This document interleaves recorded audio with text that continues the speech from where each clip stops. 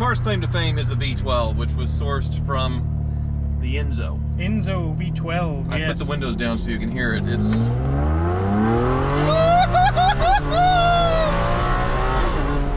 Holy moly! 612 horsepower. There it is. Beautiful. There's some dripping. Uh-oh.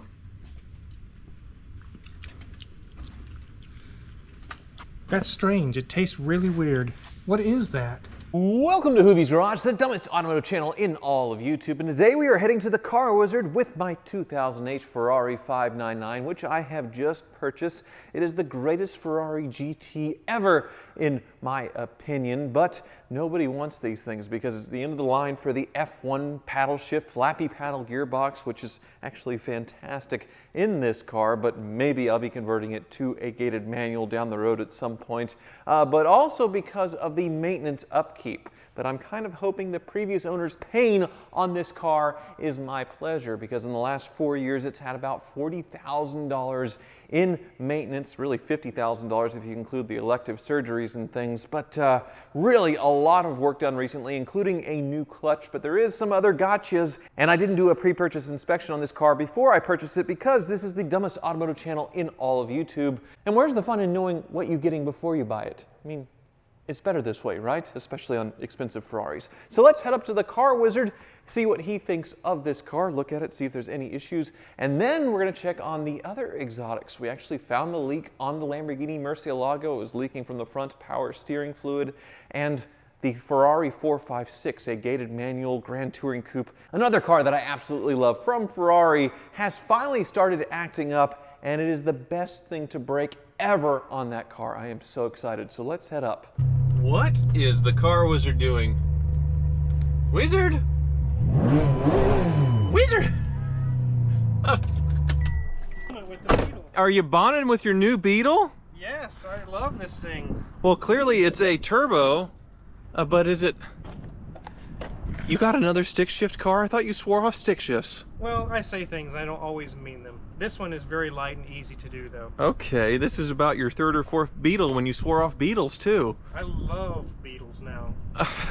Okay. Oh my goodness. Yeah. Yeah, 2008 Ferrari 599. Oh, yeah. Oh, you like the carbon ceramics, huh? Got my attention away from the Beetle now. I guess. Wow. You know, this is kind of the Ferrari that nobody wants, though. They sell for about the same as a 430 coupe, which makes no sense. How could they not want this? Yeah, I don't really get it at all, personally, especially this one in this spec. No sale to bring a trailer for 130, which is pretty darn low. 30,000 miles, clean history. The Venusia paint, the MSRP was like 400 grand, 370 something, way up there new. Oh my goodness. I know, and they were selling for over MSRP new, so whatever happened, I don't know. This is the unwanted GT Ferrari. It's so beautiful. I love the front end on these. Yeah, and it drives even better. You have to hop in. Come on, Wizard. Okay.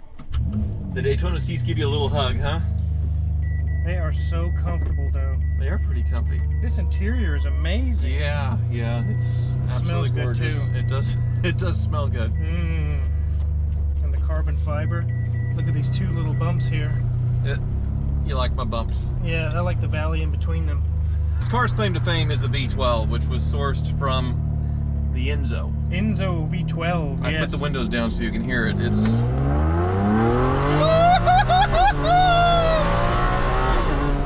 Holy moly! 612 horsepower. Man, this thing means business. Whoa! And the shifts from the F1 gearbox, they are lightning fast. That is lightning fast. It's got a brand new clutch on it. 8,300 RPM redline too. It's I know, nuts. I can hear that. It's nuts. Wow. As far as issues go, there's not many. The radio is a little flaky with the volume knob. It triggers an error, but I don't care about that. The only weird one is this. I turn on the AC, and your side is cold, but feel my side. Yours is lukewarm. Yeah, it's not getting air-conditioned air. That's probably a temperature actuator. Is it deep into the dash out with the leather and the carbon fiber and everything? I'll have to see. I'll have to look into that. Hopefully not. Okay, well, hopefully there's not any other issues like the suspension on these is a very expensive repair. I bet. The magnetic ride shocks would share with the C6 Corvette, but otherwise, I'm not too worried. One last little pull and then we'll go back.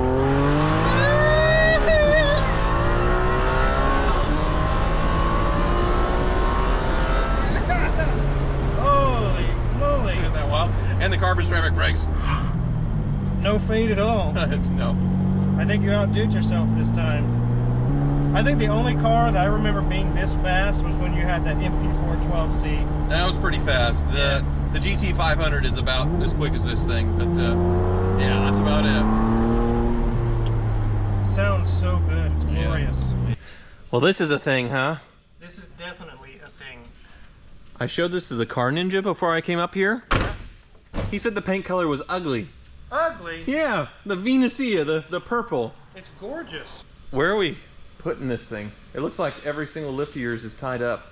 Well, we could actually get the 456 off. We found out what's wrong, what's going on with that. We could take a look at it and then get it off of this 4-post lift. Okay, well, you kind of gave me a hint, and it looks like the hint is over here. So underneath the 456 is no exhaust right now. It's just the headers, I guess. Boy, it has 4 outlets for the headers, huh? Mm-hmm. 4 exhaust manifolds. So this was an intermittent problem that we couldn't get to do with you, and I thought I was going to give up and drive this thing home, where it was actually going down on one bank and making a noise what I thought was the fuel pumps running in the back. Kind of like a moaning, like a after I would shut the car off for a long time, but actually it wasn't that. You finally got it to act up and it was the exhaust? Yep. On the passenger side, the catalytic converter actually had a meltdown. So the exhaust was sort of clogged, do you think? Or was it?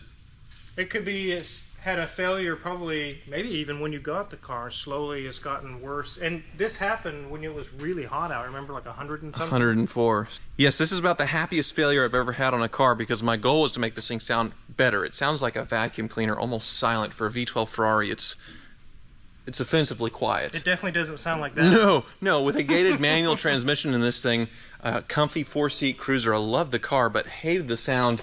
And now we're fixing it because we have to. So this resonator came off. This can go away. So I actually had a resonator delete waiting to go in on this thing, but then the catalytic converters, you can't get factory replacements anymore. If you did, they'd be obscene, I imagine, right? Obscene, yes. Very expensive. And we need these because?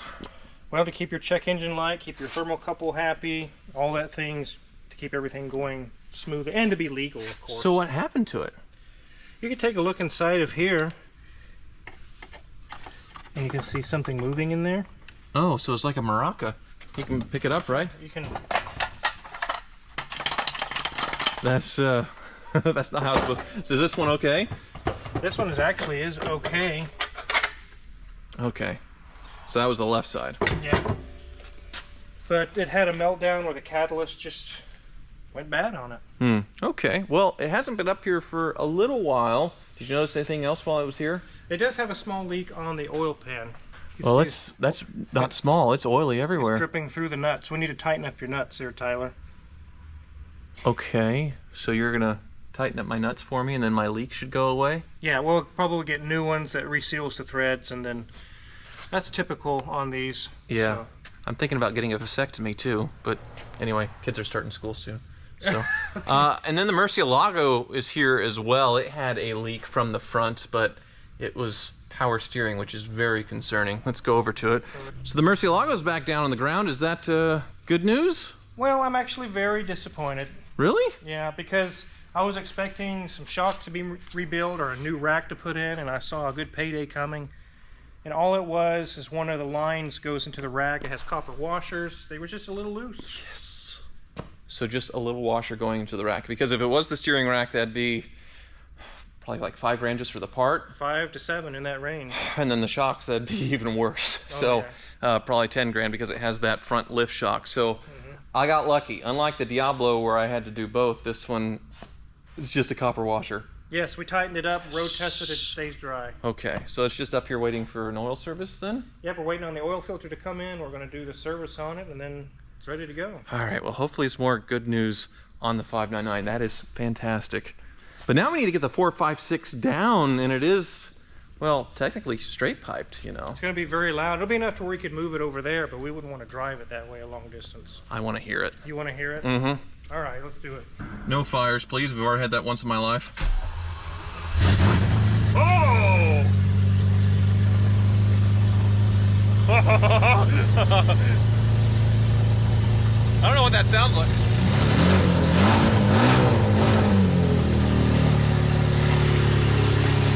Sounds terrible. No, I don't even want to drive it off like that. That just sounds bad. Yeah, it does. It sounds really lumpy and bad. Yeah. Let's just push it off because that's not the kind of straight pipe you want to hear. That was, That sounds like a demolition derby or something. Yep. Okay, I'll push it. Oh, you want me to steer it? Okay.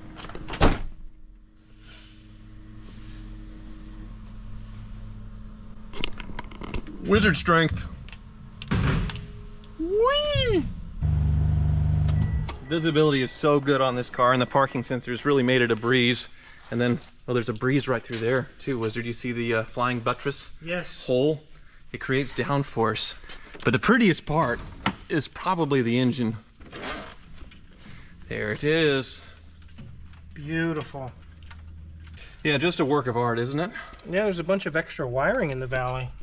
Yeah, I think that's for the beefed up cooling fan. The guy lived in Texas and he was worried about it, so he beefed up the cooling system, including some very high velocity fans. It sounds really loud with the fans. Yeah, which, I mean, considering how hot it is right now, I sure don't mind it. But yeah, otherwise very stock. Could use a detail, but very, very tidy. Notice how it's mounted sort of behind the front wheels, so you have a mid-engine Enzo-derived V12. So if you do work on this, you're working on an Enzo engine. An Enzo engine. Yep. Yes. 612 horsepower, but nobody wants this thing.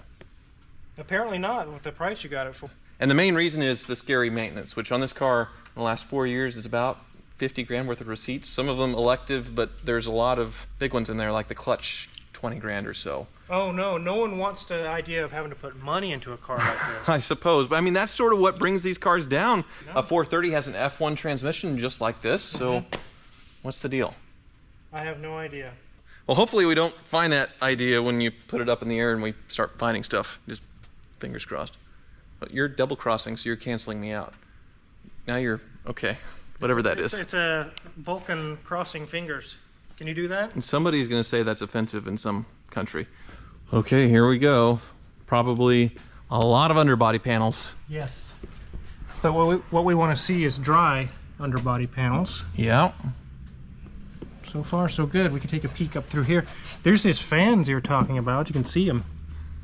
Those are some new looking, nice beefy fans, huh? Those are very beefy. Nothing's wet in there. No coolant or anything. That's awesome. Well, how about my shocks? Because that's the one thing people are very, very scared of. Okay, let's see if I can... They look nice and dry to me on this side. The pads are, well, half gone, but they're still good. Yeah, on the big carbon ceramic brake, which you sure don't want to replace one of those either. No. There's a thing here. There's some dripping. Uh-oh.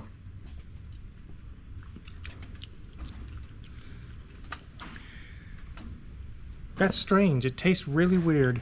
What is that? Is that air conditioning oil?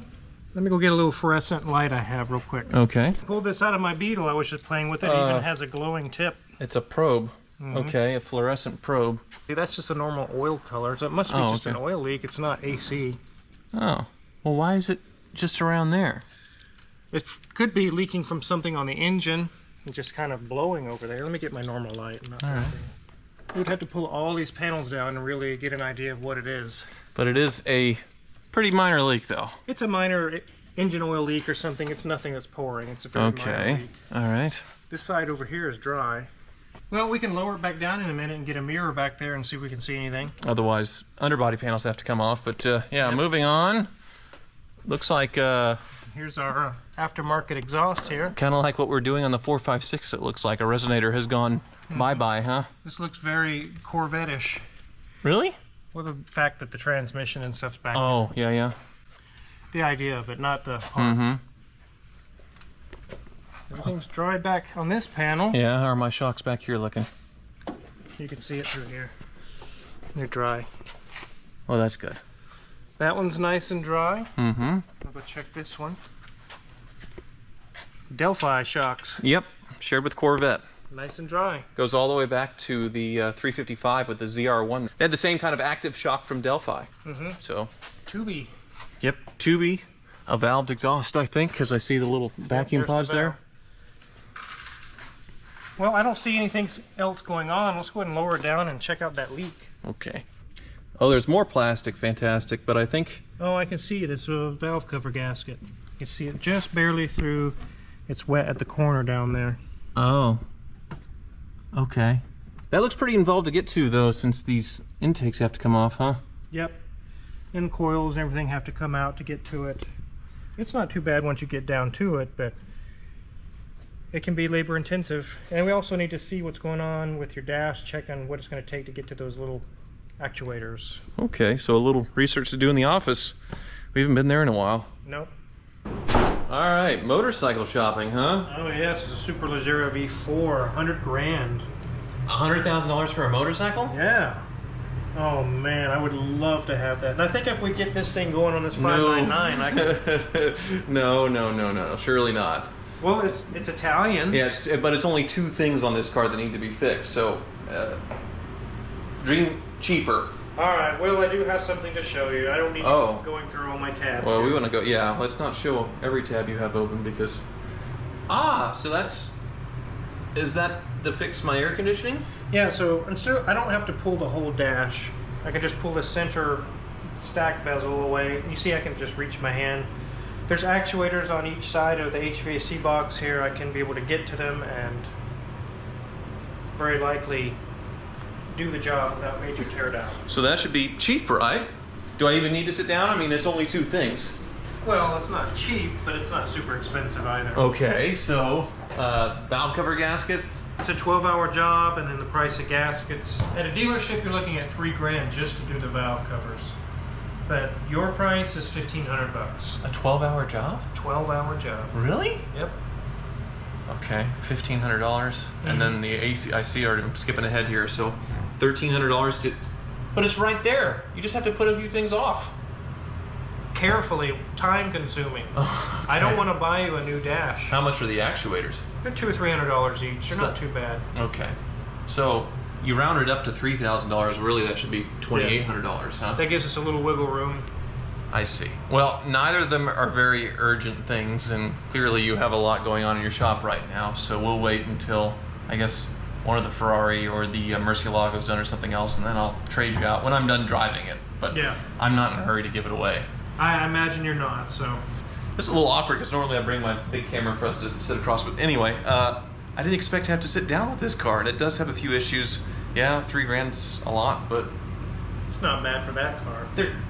These cars aren't disasters, no. Surely. And hopefully these cars can have a little bit less of this bad reputation, this bad juju, with what little influence I have on YouTube, which thank you so much for watching and giving me that influence and giving the wizard a lot of money. Yes, thank you for the money.